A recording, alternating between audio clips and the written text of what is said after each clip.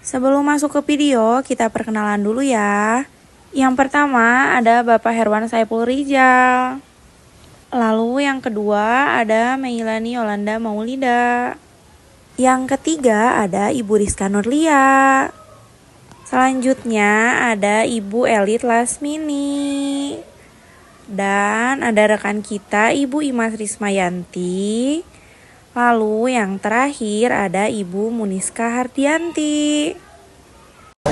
Sebelum kita melakukan praktikum, yang pertama untuk karbohidrat kita sudah menyiapkan alat dan bahan. Yang pertama kita sudah menyiapkan pisau, gunting, 2 buah pipet.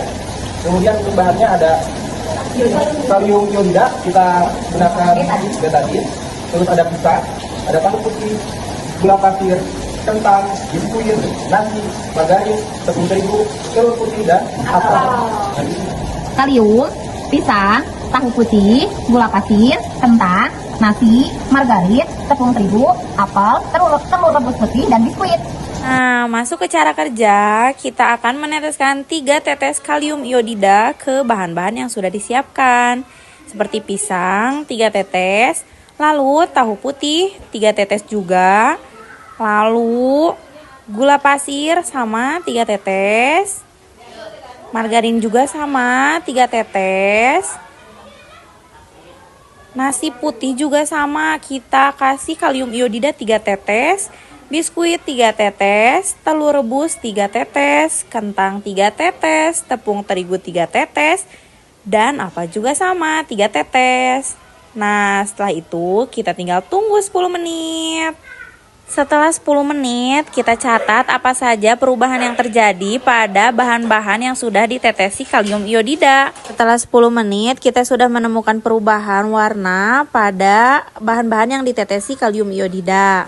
Jadi, kita sudah bisa menyimpulkan bahwa pisang, nasi, biskuit, terigu, dan juga kentang mengandung karbohidrat. Dan untuk apel, putih telur, margarin, dan juga gula pasir, kita bisa menyatakan bahwa bahan-bahan tersebut tidak mengandung karbohidrat. Nah, itu dia video praktikum dari kelompok kami. Terima kasih.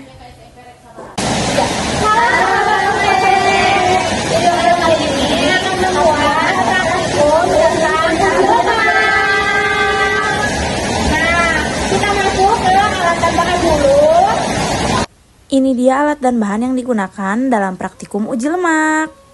Masuk ke cara kerja yang pertama, kita akan menyiapkan 2 kertas coklat yang telah kita potong berukuran 10 x 10 cm.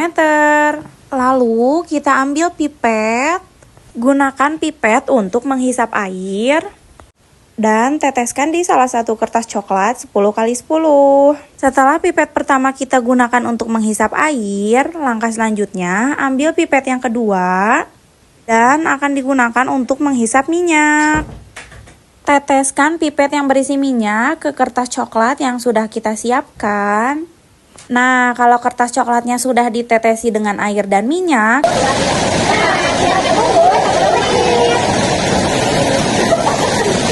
lakukan juga hal serupa ke bahan-bahan yang lain. Dan untuk margarin, kita lelehkan dulu menggunakan lilin dan sendok. Nah, kalau dirasa teksturnya sudah mencair, kita tinggal aplikasikan ke kertas coklat. Setelah diaplikasikan, kita tunggu 10 menit, sama seperti minyak dan air tadi. Bahan-bahan yang lain juga sama, akan diaplikasikan ke kertas seperti santan. Santan juga bisa kita ambil dengan pipet, lalu kita aplikasikan ke kertas coklat. Bahan selanjutnya yaitu susu. Susu juga sama, akan diambil dengan pipet lalu diaplikasikan ke kertas coklat. Selanjutnya kita akan menggosokkan pepaya atau mengoleskan pepaya ke kertas coklat. Biji jagung juga sama, akan kita iris lalu kita gosok ke kertas coklat. Lakukan hal serupa pada bahan-bahan yang lain yang sudah kita siapkan pada alat dan bahan tadi. Nah, seperti kemiri, kita oleskan 10 kali ke kertas coklat. Lalu santan, susu, margarin, biji jagung, singkong, pepaya, wortel, sama ya, semuanya juga dioleskan 10 kali ke kertas coklat. adalah hasil yang sudah kita aplikasikan dari biji lemak, dari 10 jenis bahan makanan yang sudah kita oleskan dari masing-masingnya berupa stok. Seperti ini. Dan kita akan tunggu sampai yang 10 menit. Nah, ini dia hasilnya setelah 10 menit. Kertas bekas minyak goreng terdapat bekas, berarti minyak goreng berlemak. Dan untuk air tidak berbekas, berarti tidak berlemak. Lalu ada wortel, wortel juga tidak berbekas, berarti tidak berlemak. Selanjutnya ada singkong, singkong tidak berbekas, jadi bisa disimpulkan tidak berlemak. Jagung juga sama, tidak berlemak karena tidak berbekas. Selanjutnya kemiri, kalau kemiri berbekas ya berarti berlemak. Selanjutnya seledri tidak berbekas berarti tidak berlemak. Nah selanjutnya kertas bekas santan, terlihat ya kertas bekas santan bernoda berarti berlemak. Margarin juga sama, bernoda berarti berlemak.